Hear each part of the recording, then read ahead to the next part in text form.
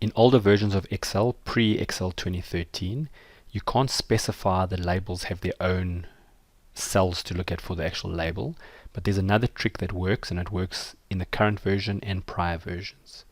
So first, to show it, most chart elements, for example the chart title here, if I wanted to change it, I'd have to go in there and type it. But what I can do is I can click on that element, and if I immediately type equals, you'll notice there seems to be a formula building.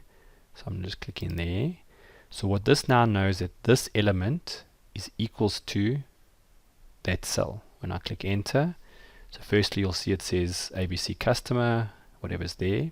But more importantly, if I now change the contents of the cell, the chart title changes. A similar type of thing can be done with labels. So you'll notice here in April we had a negative, and we want to put this note in here saying it's fraud. I'm going to click on the series once, I click on it again, so now we're only at that data point. I right click, and I'm going to add a data label, and by default Excel has guessed that you want to see the number there. We don't. So I'm just going to click on it once, click on it again, and now type equals in my note, and again this element now has a link. When I click enter, it says fraud, and whatever we type here will now become the chart label.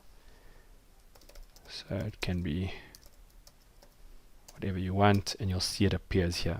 You then obviously can move these things around so that they appear in more reasonable places, and for example if the number changes, where the label goes changes.